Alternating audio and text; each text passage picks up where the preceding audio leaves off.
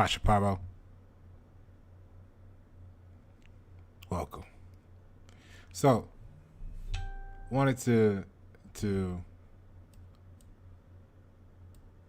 I've been I have a lot of conversations with people and a lot of good topics has come up, and I was reminded by some things, you know, and it made me look into this word because when you talk to people, I just did the couple things actually. I did the tarot reading a little while ago, and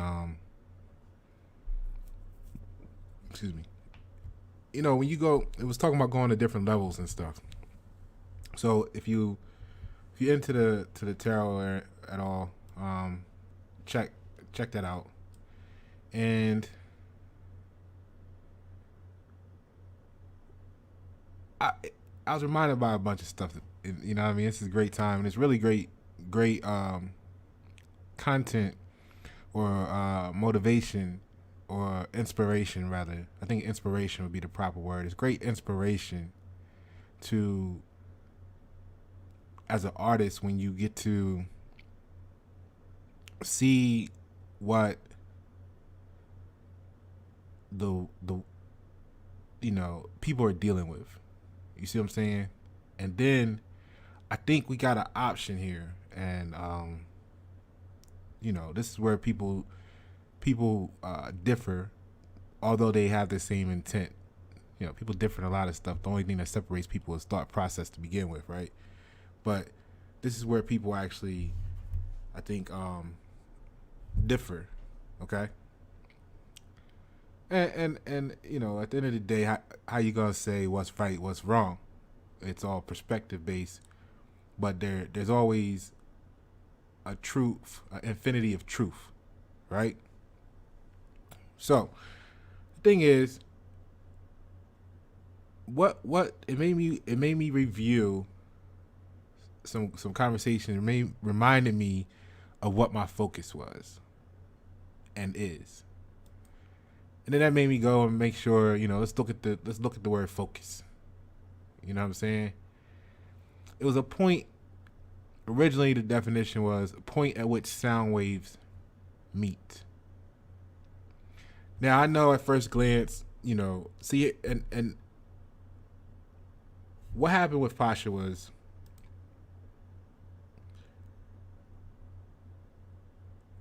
I was always like up here. I was always a nerd. You know what I'm saying? I'm always into, I remember my mother put us on punishment, took all the phones away. And I remember going into the attic and grabbing the broke phones that you just like chucked in the attic instead of throwing away because you felt like they might work one day or whatever. Always the perfect fucking day. You know what I'm saying? Because those broke phones came in handy to the little 11-year-old Pasha that was like, you know what? I'm going to take this shit apart. You know what I mean? And I took the phones apart and took the circuit board from one, like followed the wire, the cable coming in, like the little phone cord, followed it to where it hit the board, traced the wires on the it wasn't wires, but traced the little stuff on the circuit board and found the path to where it goes out to what would have been the speaker, took the speaker from this phone, connected some shit. So I basically rigged up a phone with no engineering experience, no training, right? From two or more broke phones. And we had a speaker phone and everything with the little speaker sitting on the table. The speaker was like this big around. You know what I'm saying? Maybe like that big around. Keypad hooked up to it, punching, yeah, whole works. All in pieces, just connected by wires. So, what I'm saying by that is that I was always the one that felt like, look, where there's a will, there's a way. Like even before because I didn't really get into the law of attraction until years like later in life, like years, like over a decade. And you know, when you learn the law of attraction, that's what I could say. You know, the 10,000 hour thing or whatever. You know what I mean? I've said this before. Like that's what I've been mastering or working on mastering. And you know, that reading earlier was talking about the supreme law, and you know, I translated that to law of attraction because that's what everything on this realm, you know, is based off. Is frequency, energies, waves, right? Because energy is a wave. It's a frequency, right? Everything's on a vibration, right? Please don't kill my vibe, right? So what I'm getting at is translate um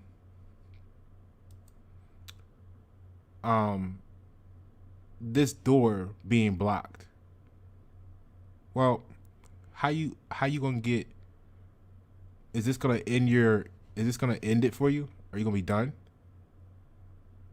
Or are you gonna find another path to your destination? What if this is a fence? What if this is a wall? Right? What are you getting at, Pasha? What I'm getting at is when we go back to focus and we talk about energy and vibrations and frequency and everything is energy. And you talk about like attracts like. So things that are on whatever vibe they're on, they're gonna have, if they're in close enough proximity or farther enough apart, because like, you know, Pluto's talking to Earth right now on some pulsating frequency. The waves are traveling through. If the whole round Earth heliocentric universe theory is correct, I know some of y'all, some of y'all ain't gonna like that I actually put a comma and put if the world is round and the heliocentric is correct, comma, but you gotta make it true statement. So like, you know, this is, I like the isolation comes from the discipline.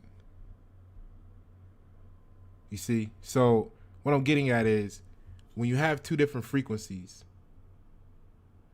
even if they're not the same frequency, there's going to be points at which those waves converge. If you standing by a still lake, go try this at your sink, your bathtub, or the lake ain't really still, so you're not gonna. You can do it there, but it won't be as obvious. And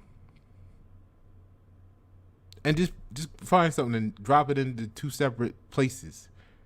Maybe you chuck one a little harder than the other one, so you got different oscillations going on, and you'll see that the ripples come out in a ring, and they're gonna actually intersect with the other ring, and then it's gonna be like a whole bunch of chaos, right? What I'm getting at is even frequencies that aren't alike, because everybody's like, you know, it's trendy now for like attracts like. See,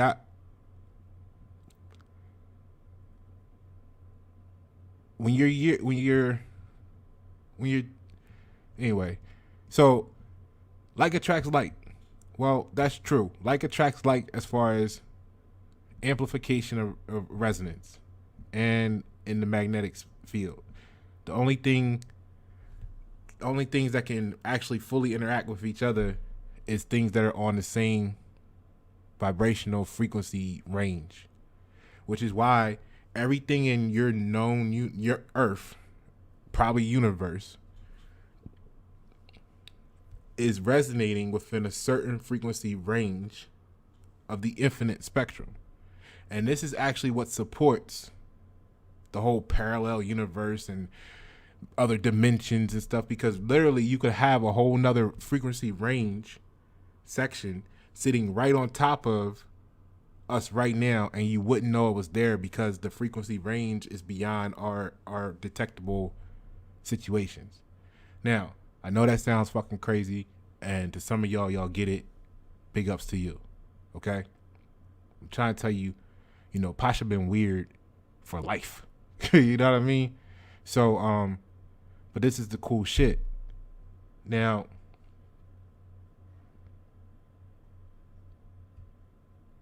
what that means is that there will be points of convergence. And when I saw the definition of the word focus, I was like, oh, point at which sound waves meet. But see, even if you take out the sound and just put any waves, the point at which energy meets, right? Because you're radiating, you're broadcasting, right? And I don't mean like Facebook Live. I mean like if you had a radio and you hit the beacon button, like boop, and that little pulse, like the submarine thing, right? Think of yourself like a submarine sonar shit, where you like in the water and it's going boop, boop, boop, boop, boop, boop, boop, boop, boop, boop, boop, right? And it's going, that little pulse comes out. That's what you're doing all the time. And then other people are doing that too. And then sometimes you receive their pulse, and that's how the shit works. They want you to forget about telepathy so you can keep paying phone bill, right? And this is where they say, oh, Pasha's an empath. He feels shit. So he kind of don't really need to say too much. Right? But what I'm getting at is this. Like attracts like, so it's amplification if you're on the same frequency. If you're on different frequencies or different hertz, you actually have points where you cancel each other out. You have points where there's some variation of amplification or deflation, etc. Right? And that's all based on where in the scope you guys are over, your frequency is overlapping. Now, what does all this mean into what you're gonna call like the real world, Pasha? Let's talk about the real world. Well, the issue is like, what it boils down to is people feel like, okay, you had a conversation with somebody and you told them, look, this is what we need to do. You know what I mean? I remember before I left, before leaving Delaware, like, I was like, yo, look at this information.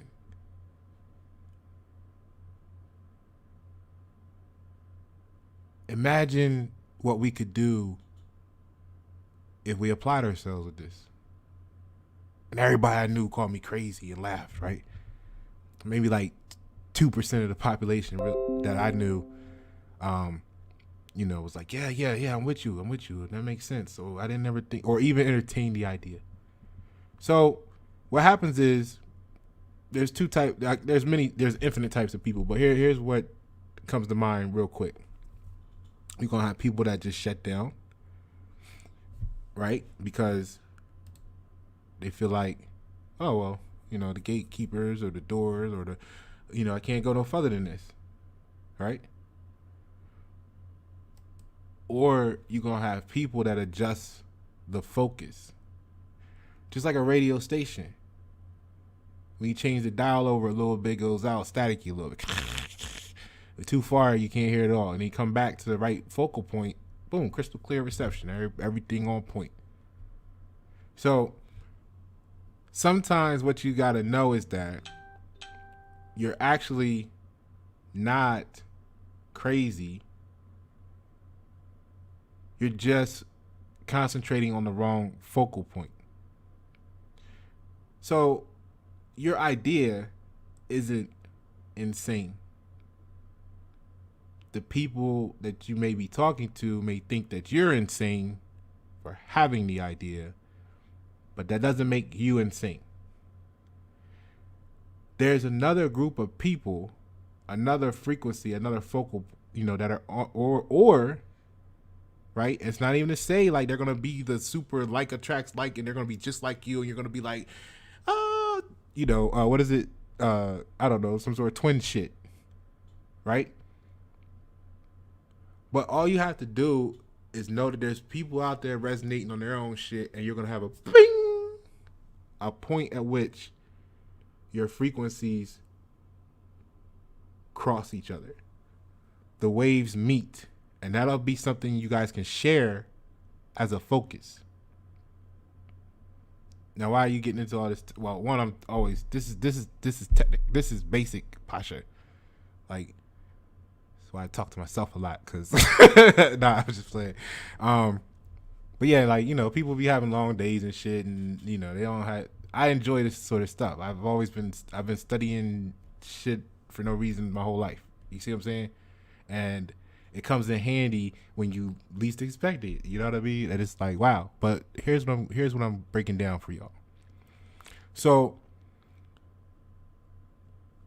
5 years ago, you know, 4 years ago, you know, so you have that situation. You have a bunch of situations on a daily basis where you go through stuff like this. But let's say I remember being on Facebook, and I remember showing people this thing called vertical farming. Now, I wasn't onto the live and all that shit back then. I just did a post, and you know, I tagged some people, and I think maybe I'm not sure, but I did a post. I did tag some people, and it was a good conversation. And I said, "Now let's go work on this."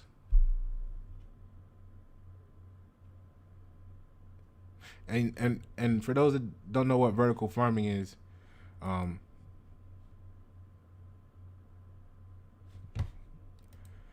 let me show you.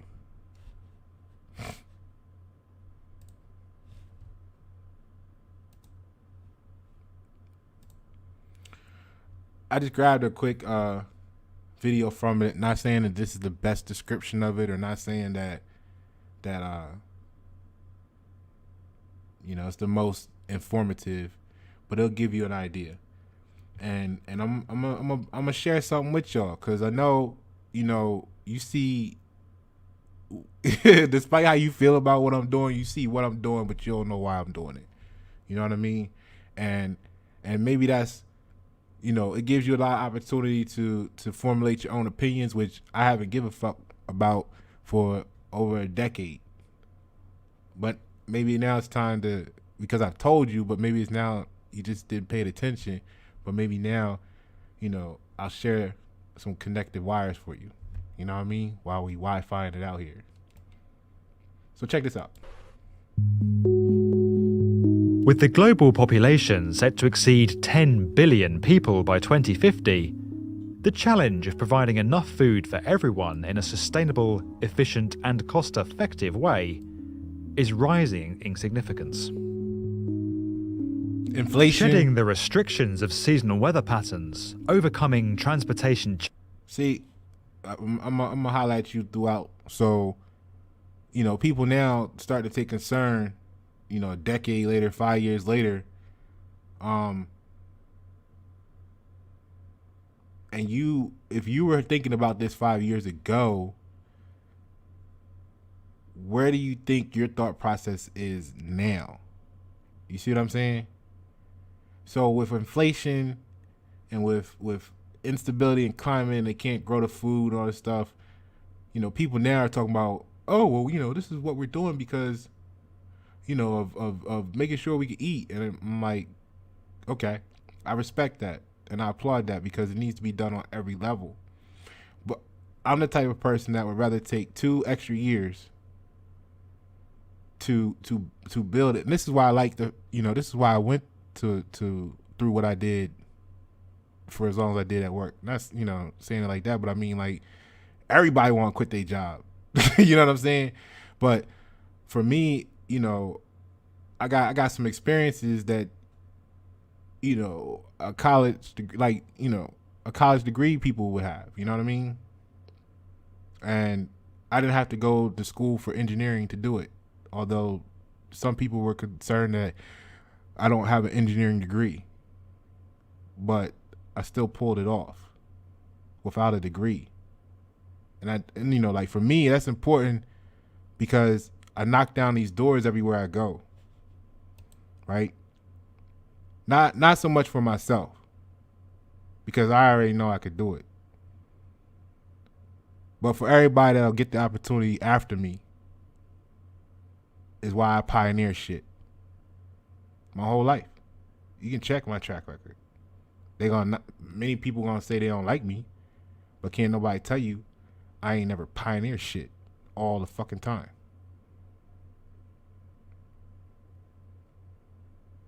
So what I'm getting at is this. You go to a situation and like, you know, you get this training on like project management and all this great stuff, and you learn how to run like $1 million projects, and you actually run and you know, $1 million project.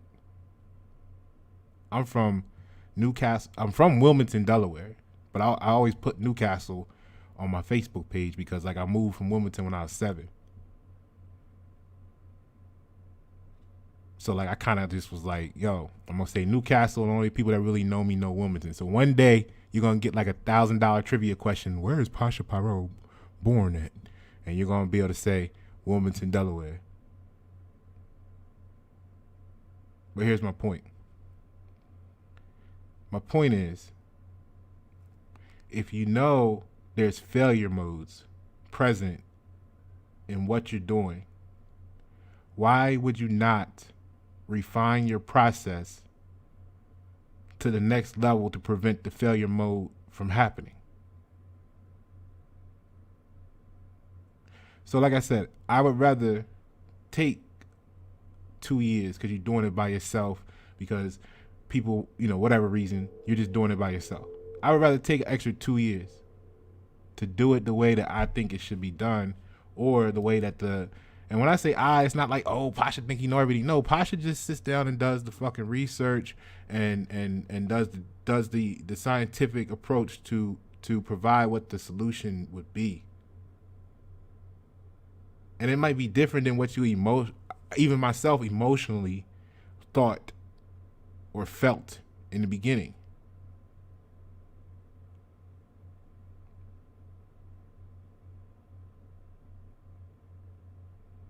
So here's what I'm getting at. I understand why people are talking about farming now in 2021. But I'm also the person that knows that the Giza power plant was probably an electrical power plant. I said the power plant, right? The Giza pyramids was probably electrical power plant. You know, delivering wireless electricity. So I kind of don't really want to see my people outside farming, right? Exposed to the elements, which means that if there's ever, you know, people are talking about, oh, climate change, and if you know anything, we're in a grand solar minimum, so it could be an ice age coming soon. I'm just saying, do your research. You know, that's why I put out the song Ring of Fire. You know what I mean? Like, I'm just not making songs here. So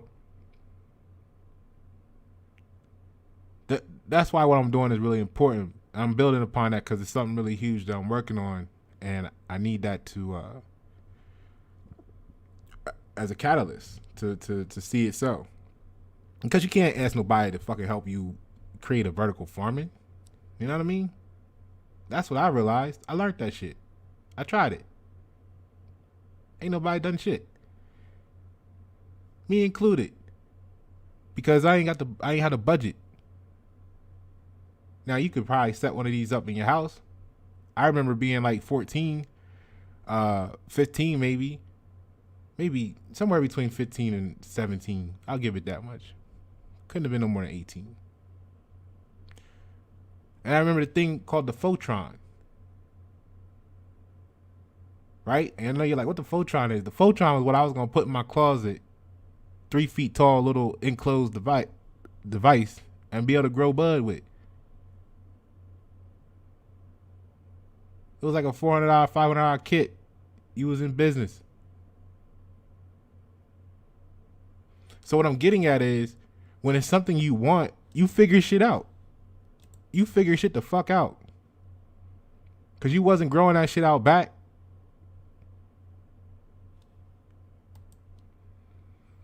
So, what I was reminded was like, yo, and I see a lot of people doing this, and I'm like, they don't, maybe they're not looking at the fact that the jet stream is shifting due to a weakened magnetic field. They're just wondering why it's snow in April where it shouldn't be, or why there's snow in the desert around the world, or why the deserts bloom when they never did before in our lifetimes.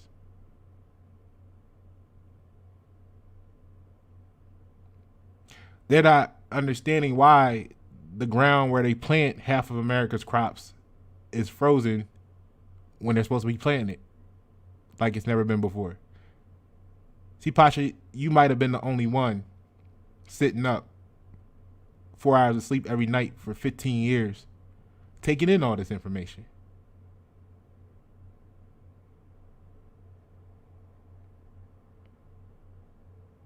So when you said, hey, vertical farming, they weren't thinking like you. They didn't have the same focus, the point at which the energy of the thought itself would have met. So then, this is why I don't apologize. I'm unapologetic for when people be like, oh, meet us on our level. I don't, why? You know what I mean? I didn't ask you, I didn't say, hey, you have to meet me on my level. I just said, okay, that's where you at with it. Cool, I see. Boom. I didn't judge you. I didn't fault you for not knowing what, you know what I mean?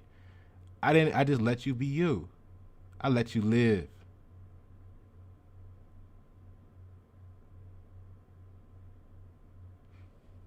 So look, right? Check it out. The one of the biggest failure points of having an outdoor crop is it's in an uncontrollable environment. Period. I'm gonna let you learn some more about this real quick. We'll get back to this in a moment. Challenges and significantly enhancing yields, the growing trend of vertical farming could herald the future of food production.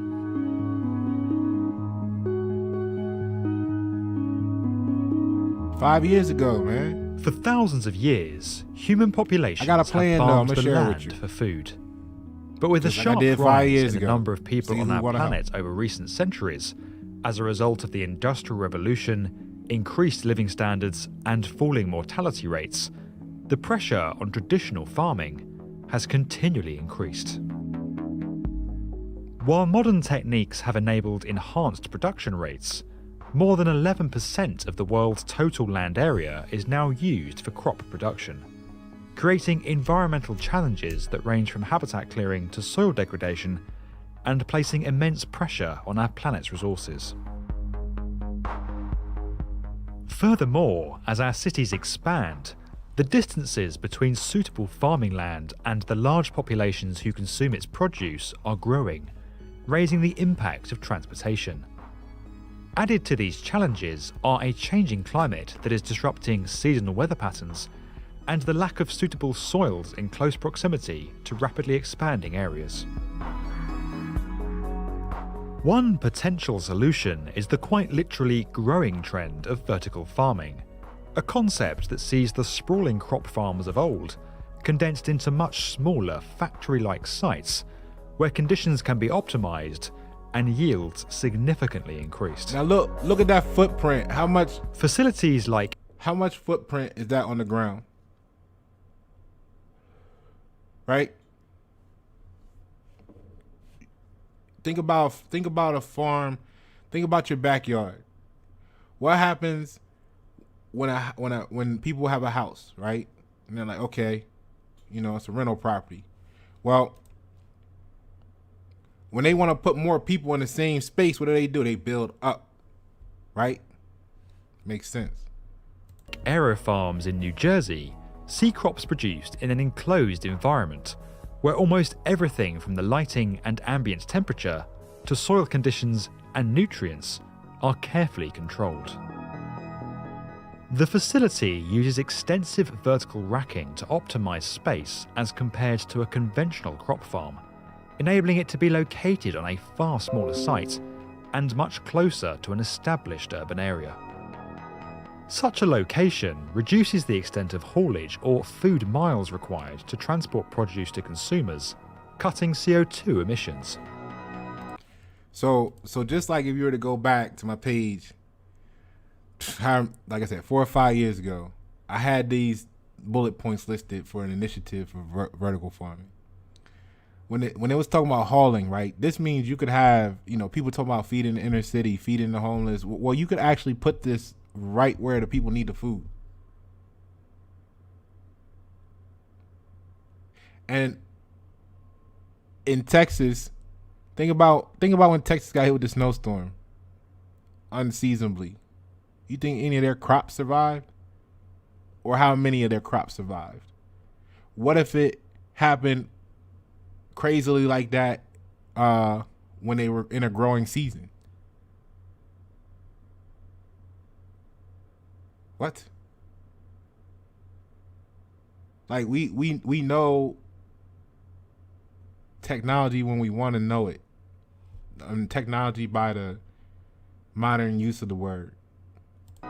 Geography aside, the creation of controlled conditions delivers many benefits. Firstly, the process of crop production is insulated from seasonal weather patterns that are highly susceptible to disruption as a result of our changing climate. On a vertical farm, lighting, water and temperature can all be optimized to remove climatic risks and enhance production rates. As a result, sites like Mirai's facility near Tokyo, the world's largest city, are able to generate yields that are 50 to 100 times greater than that of a traditional crop farm.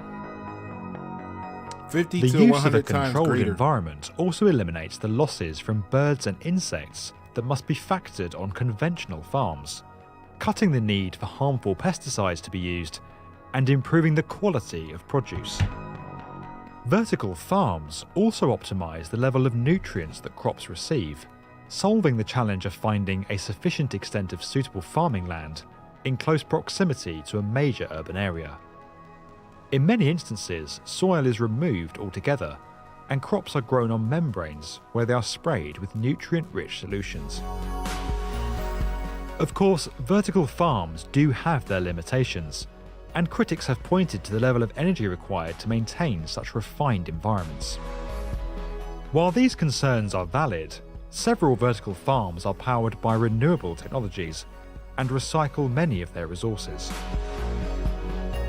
The use of energy-efficient LED lighting reduces power consumption, while the blue and red shades of light are even more economical to run. The optimized crop production process also allows vertical farmers to reduce the amount of water used, and many vertical farms are served by rainwater harvesting systems. Some even collect and recycle the water that condenses within the controlled environment itself. So you get, This closed cycle approach. so you get the idea, right? And think about this, right? Look at this picture right here. This could be that bedroom in your house that you got as a spare bedroom that somebody comes through once every 16 months, and you got that there for them to sleep in.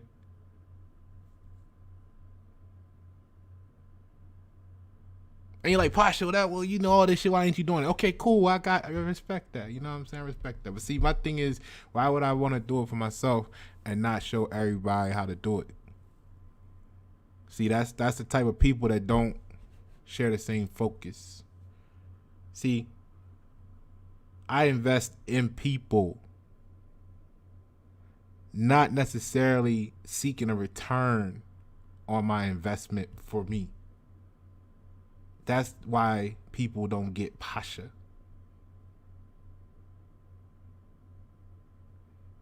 I'm telling you, just like I told you 5 years ago, because I don't want to just do it for me. Like, my goal is to build a city from scratch. You know what I'm saying? I already shared that with y'all. Look.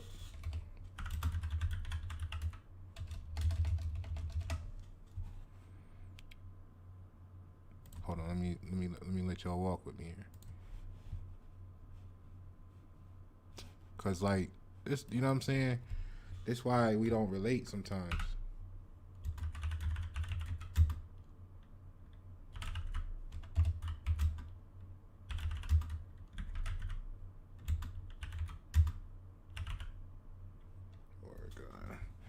You know what I mean? Like, this is what changed the whole game for me right here.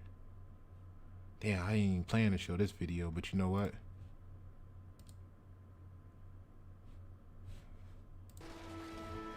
Fuck it.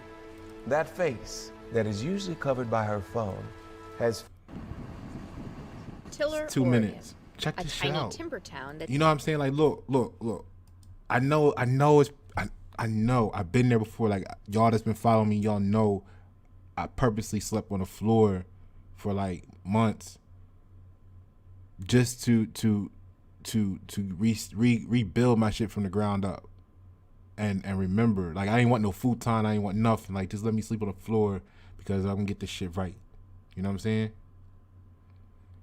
And when you have nothing, as far as like nothing, you man, that's like your best fucking days. And I'm not bullshit. I'm being serious. Like, there's scientific proof that shows the cycle. It's called the cycle of an industrialized nation. Because when you're industrialized and you're booming and you're producing 10,000 different pair of jeans, and you go to the store, you struggle and you decide which one you want, and somebody says, well, you shouldn't have got them, you should have got these, and then the salesman's like, yo, get those, and then you're like this. And even when you buy the ones you think you want, you still have doubt. Or you're like, next time I'm gonna get these. See, that's the problem with all this stuff being made. Not to say it's not a good side to it. But what happens is when the nation is deindustrialized, there's only 2 pair of jeans for you when you go to the store. You either get this one or that one. You either get they might even be the same company, and you either get the blue or the black. Which one you want? So once you eliminate that whole situation of like all of the aspects and negative stuff that happens with the choice, you have a better quality of life. Is science. Go look it up. But look, check this out. So let's say you had nothing. You know you can, you're capable of being whatever you want to be. So you decide you decide what your focus is. Okay? And then once you make that decision, you're like, yo, I want to do this. Well, like we talked about in the reading earlier, go watch that video.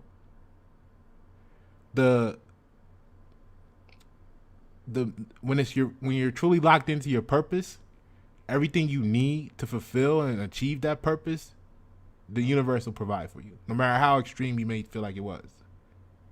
It all comes to you. The thing is, what is your focus? What are you focusing on? What are you attracting? What is the law of attraction, the supreme law, right? So let's say you get big and you're like, yo, when I was like, man, if I make $20 million, if you asked me 15 years ago, you would want to get the big mansion and everything like that, and and had the right. I mean, if you asked me 15 years ago, I don't know about you. Okay. But this changed everything for me when I first saw this some years ago. This town was for sale for $3 million. that's been dying for years. It's about a mile to drive through the town. Now, a glimmer of hope. Someone has offered to buy it. For the town itself, it's $3.5 million. The school is offered separately at $350,000, so the total listed price is So for $4 million. $850,000. The town is being sold by the estate of the Caswells, longtime property owners here who recently passed away. Over the years, the family snapped up properties as the timber mill shut down and residents moved. Now, the deal includes 6 houses, the market and gas station, the elementary school, the land under the post office, and several long-abandoned businesses. Not included are the church and the fire station. So this is Mrs. Schmidt's classroom. Pretty standard classroom. I think there's 6 different classrooms here. Standard hallway. The town is now an escrow. Standard but the potential hallway. buyer remains anonymous. It's not uncommon to see deer out here in the playground. The buyers say they will announce their plans and their ideas. Yo, first of all, what is a standard hallway? You know what I'm saying? Like, hold on, though. What kind? How do you tell he's definitely not the realtor, right? So look, what my point is, when you do some more research into this town, I know they said 6 houses and all this stuff, but it was 256 acres total, even though it only had 6 houses, right? Because they had the little stores and the little post office and the school and all that stuff. So altogether, the town was 256 acres. They said it took a mile to drive through it. I don't know about you guys, but when you're in a row house on West Side, Wilmington, Delaware, you got 25 to 30 feet of sidewalk in front of you. And it ain't even your sidewalk. You don't even got no yard. Right? So what my point is now take that to the next level. And when you say, hey, look, the average American home only sits on a 1/4 acre. So if you got 256 acres, you could technically, if you leveled everything, you could throw down 1,000 houses there on a standard American or a standard hallway, a standard, footprint. You know what I'm saying? Or the average, at least. So what I'm getting at is, now, what version of the infinity would you be wanting to produce if you could draw out and map out your own mile-wide city with 256 acres total? What would yours look like? How many would you have? One shopping center? Would you have a couple small ones? Would you have a big one? Would you have a mall? Would you have this? Would you have that? What would you do? Would you have a vertical farm?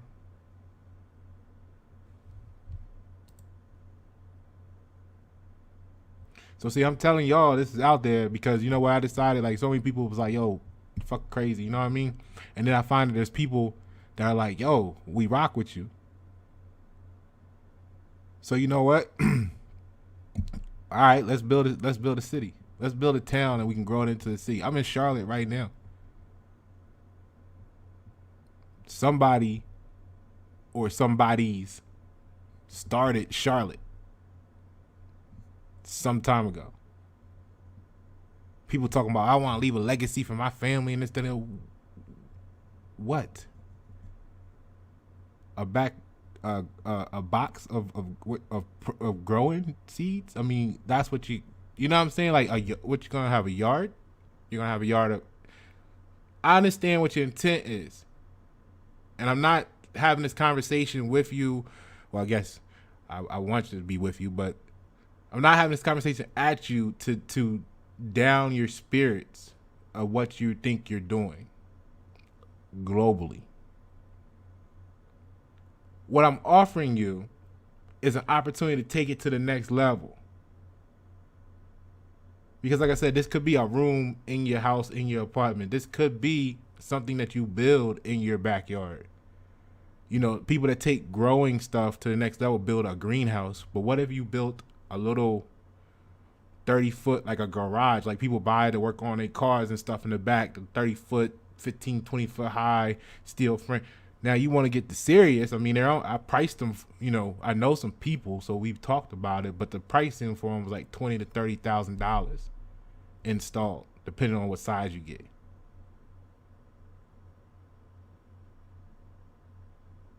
Then you're gonna need some power. You're gonna just need some electricity. You're gonna need some water. Well, Pasha, how do you do? What about the power? You're gonna still be connected to the grid. Well, you can go solar. And like you said, it's hard. It's got one system. It's got options to run its own shit off of rainwater. Now, what community you live in? I said the shed thing gonna be like $20,000-$30,000 because y'all all talking. You know what I'm saying? And everybody say, "Oh, Pasha." Well, Pasha said, "You know what? Since don't nobody want to jump on this, you know, I'm gonna build my own city." That's what Pasha working on. You know, and I was excited to see Akon because I had the thought before he came. I ain't gonna say before he had the thought because like we know this shit take time, but before he came out with his announcement, I had the thought for a while, you know. And I salute Akon because you go get the bag and then you go build some shit. All these people you guys celebrate ain't built shit. The fuck is the school when they teaching you the same shit that you complaining about, you wish you didn't learn? What the fuck is the difference? Alright, so anyway, you want it done right, you gotta do it yourself. You can't ask for no grant money for this shit, then they gonna have control over it. You can't ask for no, you know what I mean? What you gonna ask for, a loan? You wanna make payments on your community's well-being? Now, I said the shed like 20, 30,000. You might be spending maybe what, another 20, 30,000 putting the rest of the shit up in here, getting it all right. So you got 60 people with $1,000. Y'all want to talk about legacy? Y'all want to talk about community?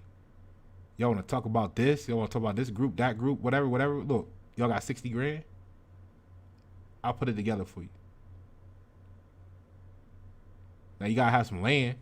Oh, somebody got a yard big enough? Somebody got like 4 or 5 acres, they could throw this in the back? So who's willing to do that? Okay, you want to buy some land too? What, you need another 10 grand? What's available near you? Because it make no sense if it's far away. I'm saying. Oh, okay. We don't want to talk about that. We want to just post shit on Facebook complaining about how you know, somebody else is controlling our shit. How, you know, we want to complain. See, I don't want to complain. And the reason why people don't see me is because I was like, you know what? I ain't going to keep asking you. I ain't going to keep telling you this is what we could be doing. I'm going to go do it. I've been working towards this shit for years. And I'm happy. I'm enjoying myself. It feels like forever, but I'm fucking enjoying myself. Because you know what? I don't want to complain. I refuse to complain.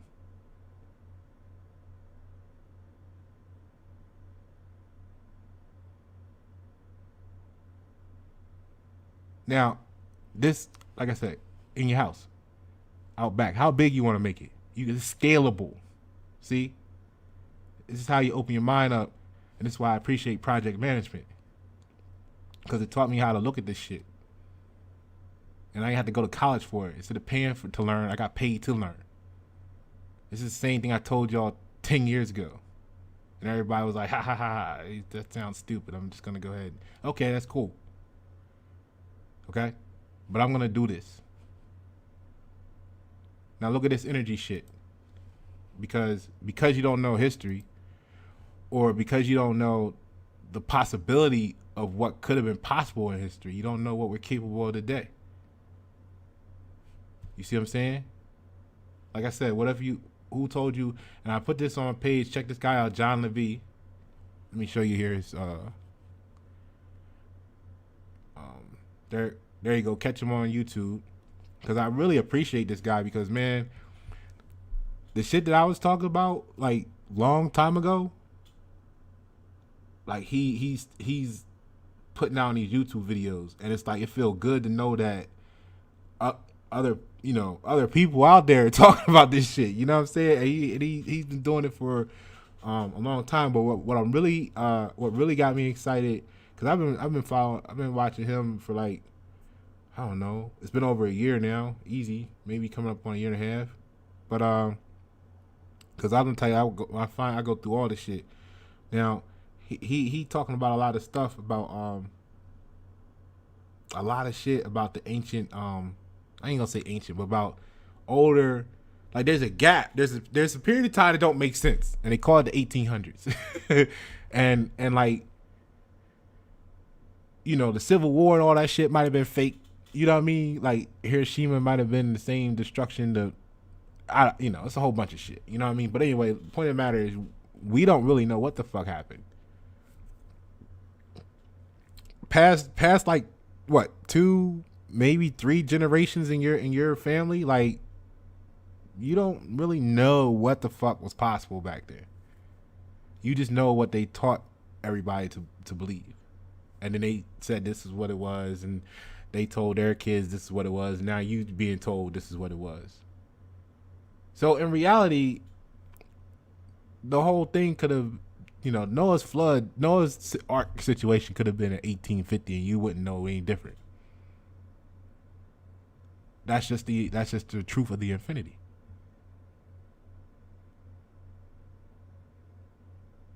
So anyway, when you get into the technology and the realms, but what he just put a video out like a day or two ago, maybe this week, right? And a lot of people, I remember I talked to a lot of people about this in my last 15, 20 years. I probably said how long, it was 40, maybe like 17 years I've been saying, look, because people be like, why don't you be like, African American and all this stuff? And I'd be like, look, man, we were already here. Like, I'm not saying some people didn't come from Africa, but like we were already here. And the thing was, the biggest trick that could be pulled on a people is to make them think they're from somewhere else. I mean, like, right? So I see that as a whole weapon. I see that as a weapon against us. Because look at how this spider web of manipulation is connected. You know what I mean? This is why I just you see what I'm saying? You can't look. So, and this is why you can't engage with people in sometimes in conversation, because again, you were the one studying for 20 years all this shit while everybody else was out playing. And then they wonder why they don't understand or see the connections and shit, right? And when you try to share it with them, well, you can plant the seed, but you ain't always going to be there to get the fruit, right? So what the point is this. If at best you think that you've been done wrong, but you're from somewhere else, that's why they got you so many people talking about reparations or, compensation for the Jews, whatever it is, right? In comparison, like they're put it on that level because of something done wrong to you as a group of people. So you're looking for that compensation. And then you want to say at the same breath, but they print the money. It ain't really, see, but these are two different groups of people having two different conversations. But if you don't listen to all of them, you don't know you don't see how they, right? So they're printing the money. It don't mean shit. If they wanted to, they could just hit the print button, print you out whatever you want. You would feel good because you're getting a check, like a stimulus check. You know what I'm saying? Like, think about that shit, right? Or you would feel better.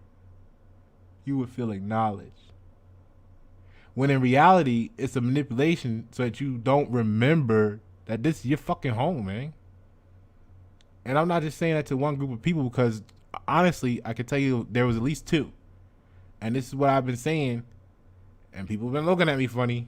But I was so excited that he shared this thought, and he put the research down, and he found some anyway, checked the video out on that. It's not this video, but it's a couple ones ago. But I was always telling people, look, the Olmecs, what you call the Olmecs, right? Which is the big round heads in the Yucatan Peninsula, right?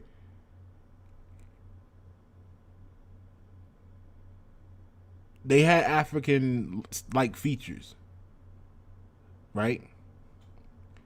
And I was doing some research some years ago, and I found this study that said that the first big head they found, they didn't display for the public because it had braids on it. But not just any braids. The braids was a very particular braiding pattern that was known to only exist in the Ethiopian area of Africa. Now, whether they were talking about when Ethiopia was all of North Africa, for those that maybe do or don't know that, or the small part that it is today, I'm not sure, but it was definitely only associated with the Ethiopian area.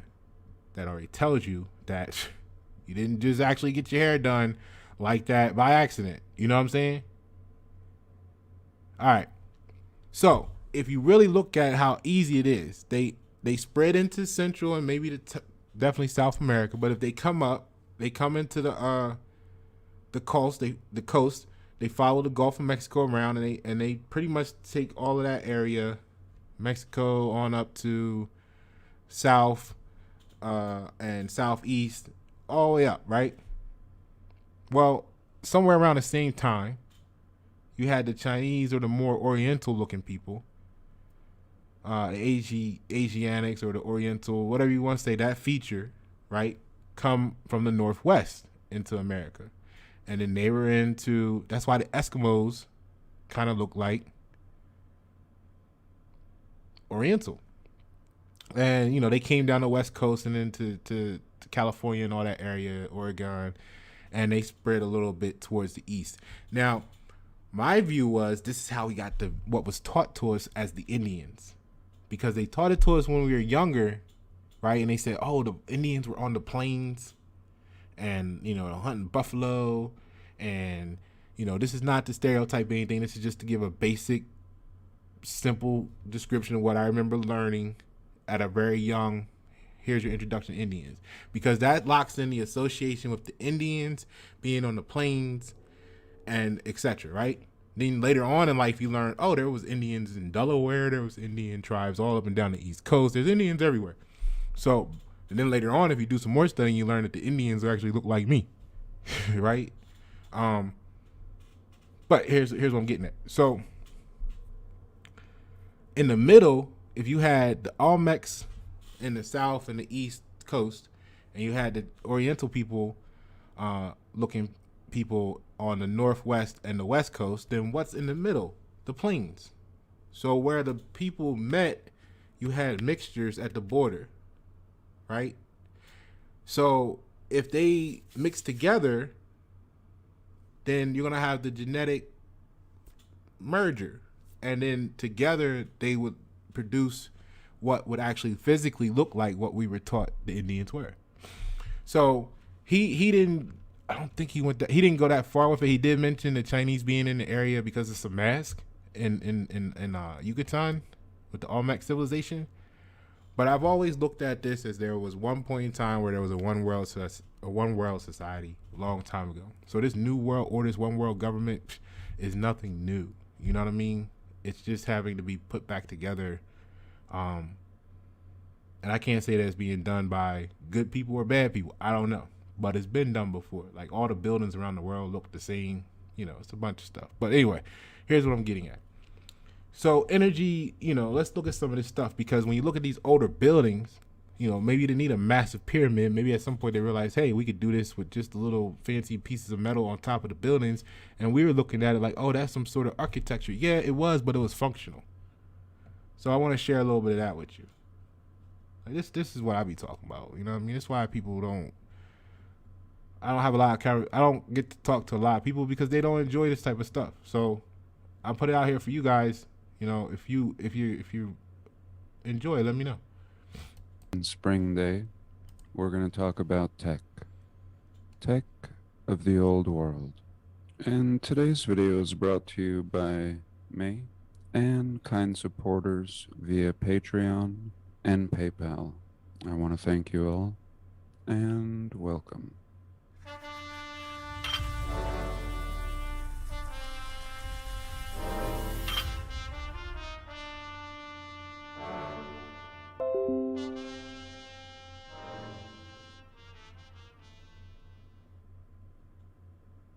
Now today, somebody sent me a nice link, and this relates to the... Right off the bat, like, I don't know about y'all, but I always looked at this footage and was just like, man, something don't seem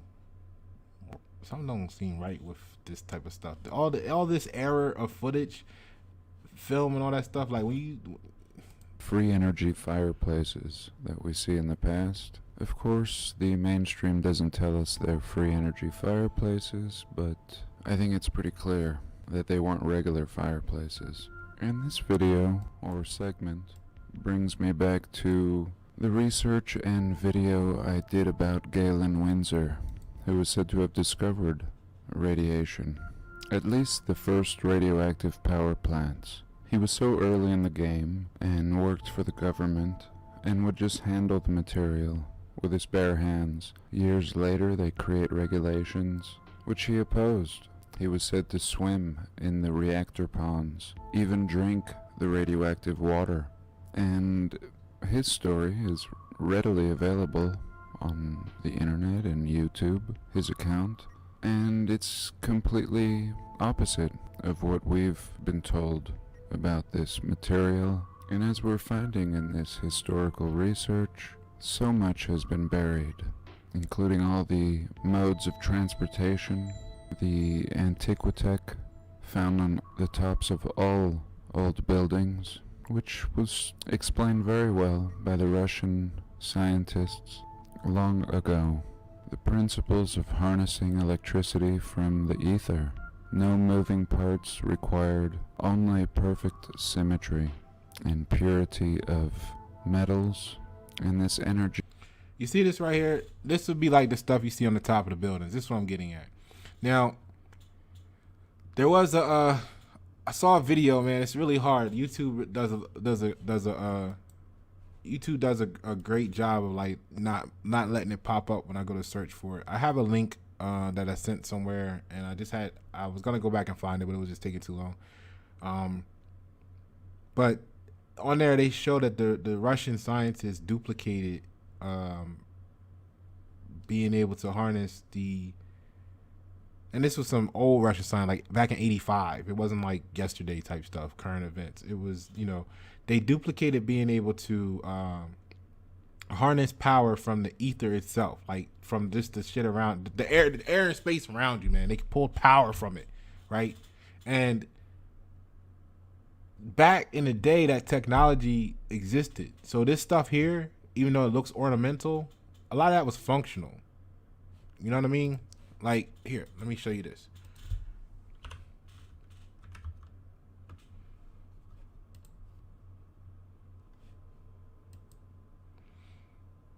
Now,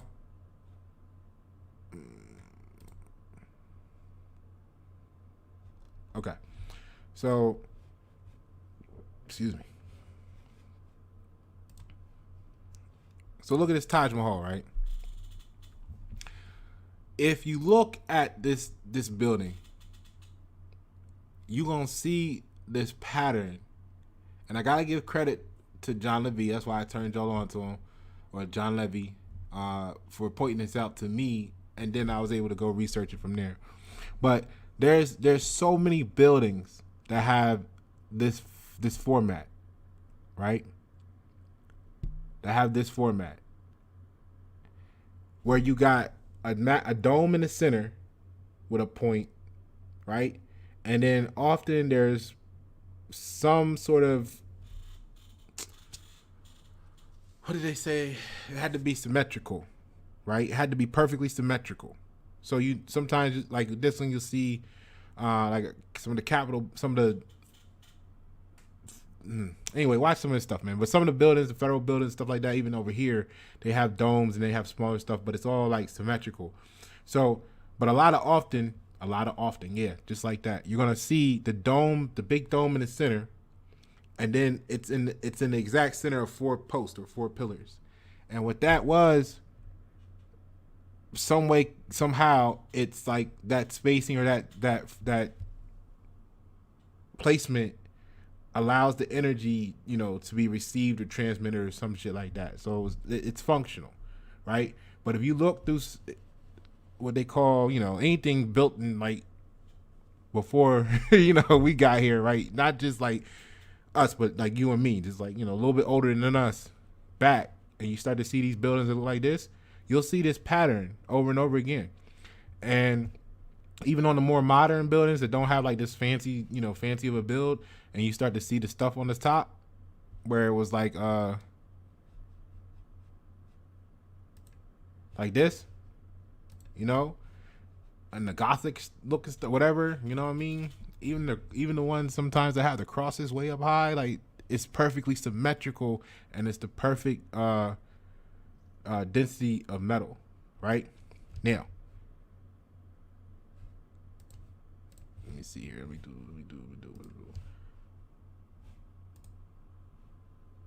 With Fundrise.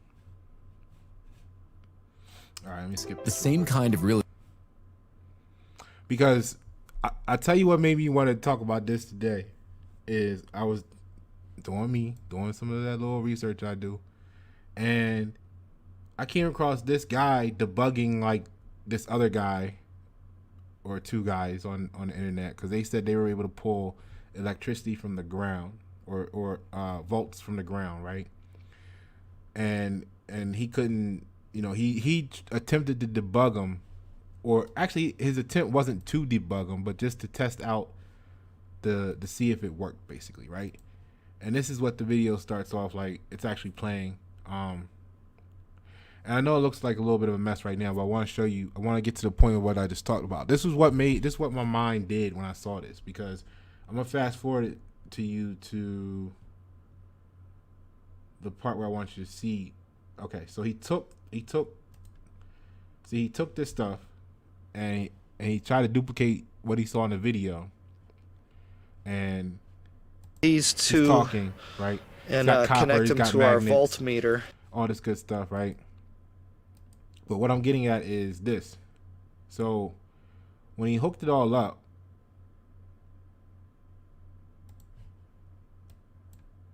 right, this is what it looked like. And I looked at this and I said, oh shit, the fucking dome in the center, the little magnets, right? Could it be like the little shit around the side? And then you got the 4 far out pillar points. And I was like, yo, that looked just like that shit. That looked just like this shit right here. That's the Taj Mahal. Now, when he did it, he didn't get the same results, right? And that's another thing. When your focal point is off, that's why when you do scientific experiments, they always had that one person and everybody else couldn't do it, because the mentality, affects the results and shit. That's why you gotta watch for who around you, man. Like, people be, energy, man. They be fucked up. They be not wishing you well. So they don't wish you harm, but they don't wish you well, and that could stunt your shit. You know what I'm saying? You've heard that before though. But look, so he that's the Taj Mahal. Tell me that's not the same layout. Look at this. Bam. I know it's not. I know we're not looking down on it, but look, this little this right here, and this right here. Look at where the magnets are. So these two is 2 in the front, and it's probably 2 in the back to make 4 sitting at the corners around there, and then the 4 pillars, right? Now, look at that shit. It's a fucking Taj Mahal. So anyway, what I'm getting at is they had some wireless electricity back in the day. You know what I mean? So you can go natural, you can go solar, you can go wireless. You see what I mean? You could buy a town. Identity once the sale has closed this summer, but the mystery surrounding the purchase has been unsettling for locals. Ladybug. You see what I'm saying? And then once you do that, you can set up your own growing stations. Your whole town be wireless. Your whole town be off the grid powered. And you could put up to what we say, 1,000 homes there. But you might want to do like 600, maybe 700, something like that. Put some little shopping areas in there. Now everybody want to work from home. Everybody want to do this. Everybody want to do that. Now it makes sense. Because at the time I was thinking you just get a bunch of people that had online businesses or didn't need to work, whatever it was for them, and that would be ideal for them, because you're probably not going to be able to buy like a town right next to Charlotte for $3 million, or a town right next to Philadelphia for $3 million, where you'll be really close to the rest of society. Like, I'm not saying you'll be terribly far away, but you ain't gonna be able to just like, you know what I'm saying? This was years before the family in Georgia. They had a I ain't gonna say the family, but the people in Georgia. They had a town in Georgia that was for sale. I think it was called Athens. No, it wasn't Athens. It was started with an A. I believe. Don't quote me on that. But the problem was that they were selling it for $700,000. The whole little town. The only thing I didn't like about that is it was deemed historical, so you couldn't actually modify it. You had to. It was like old Newcastle for anybody that's up top. You know how you can buy the house, but you had to keep it. You know, you had to maintain it to that exact spec because it's historical. So like when shit fucked up, like you couldn't just go get the modern shit. You had to make it the way it was. You know what I mean? And that's a gift or a curse there. So what I'm getting at is sometimes in life people gonna be like, hey, you know, motherfucker you ain't doing shit. You know what I mean? Or whatever. Like we talked about in the reading, and that was today was a great day. So you're just doing you what you want is so much beyond what their focus is, right? That they can't meet you at what you're envisioning. So for me, what you're seeing is like when I look at the world, when I was younger, I was like, you know, something needs to be different. And I told everybody I know that. And nobody's offered to help. So instead of complaining and regurgitating the same shit that keeps the program going, you know, that's why you don't see me post nothing about like, oh, you don't see me like, you know, talk about certain topics. It's not because I don't know what you think that means, but it's because I'm more focused on the solution. Because whatever you focus on your track. So if we continue to focus on people getting killed, people gonna get killed more. If we the cops then it's gonna continue to happen. I think it was Mother Teresa or Maya Angelou, one of them said, don't invite me to an anti-war rally. Instead, invite me to a pro-peace rally. See, like, think about it from a project state. If you're building something to be anti-war, you can only feel successful in what you're building if there's a war to be anti from. So you're indirectly focusing on there must be a war. When you focus on the solution, you build peace. What's your focus? This is why I don't have time, and I'm unapologetic about it, and I wish we could, you know, all do more together. But I mean, nothing I said today, you can't go down my timeline and see indirectly being repeated over the last 4 or 5 years. But it involves change. And people don't want to change, they want to do what's easy. Right? And then they want to be celebrated or patted on the back or congratulated or be like, look at me because this is what I'm doing. I mean, you see me, but it's not for that reason.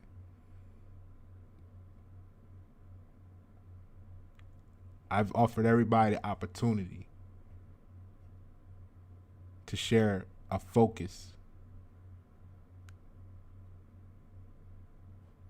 But with or without you, you know, this is what I live. So what you see me working on is because when I realize you can't go and you're not going to get a grant for this and you're not going to get investors to just, I'm not going to say you're not, but without an agenda, it's going to take you some time and you could go wish on that prayer for years. I know people that's been talking about getting a grant for 5-10 years and they still ain't got a grant yet. Not to say that they won't get it, but in 5 to 10 years, damn, you could have made $100,000. You wouldn't need the grant. But when your focus is someone else doing it for you, someone else giving you the ability to do it, someone else being your authority, you never focus on doing it yourself. That's what I'm doing.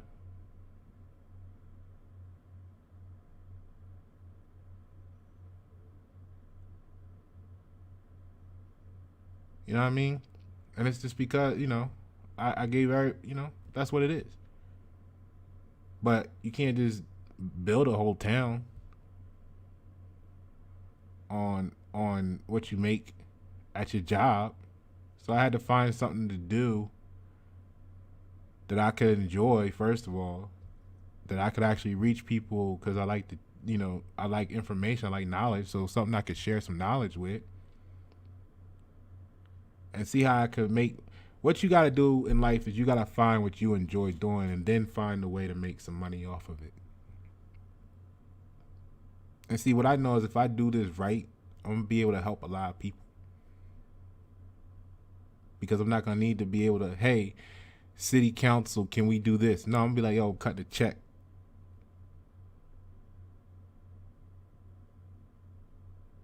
And they already know I'm American, not a U.S. citizen, so like that part's already in the bag. So I can't, it's why I don't do certain U.S. citizen shit. Because it would change my relationship with those contracts.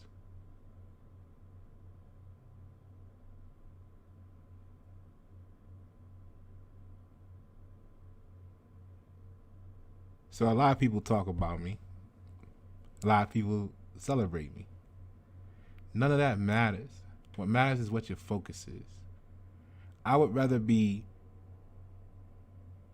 demonized for doing something great than celebrated for doing something petty.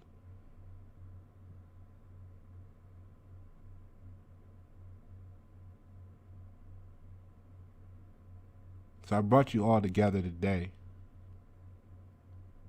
to share with you some stuff that you may or may not know about me. For those that even get to see it, even get this far. What's your focus?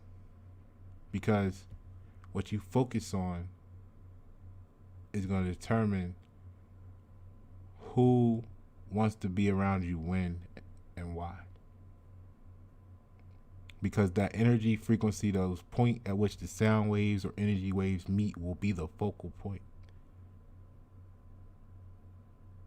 Now we know there's voltage coming in and out of the ground because that's where lightning goes. So maybe that guy that did this experiment and got volts coming out of it was in the right place at the right time. Maybe this guy wasn't. Maybe it's something to do with the chemistry of the soil, the rocks beneath it. I don't know.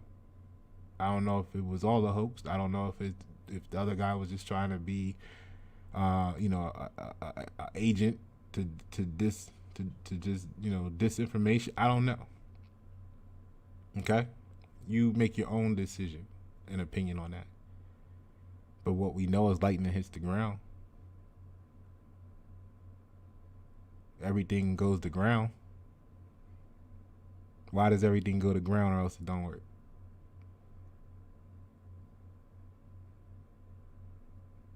Or at least gotta come back in the cycle, in the circuit. All right, so that's it, man. I mean, that's it for the day. Maybe I'll try this again a little later, a little different style, a little different format. You know what I mean? I don't know. I'll just be doing shit. Because when you're free, you can do what you want. Right? And I don't mean that in like of course there's limitations and shit. But once we get this town and build this city up, you know what I mean? What's going to be the limitations? All right. Pasha Pyro. Why not 7? Thank you for tuning in.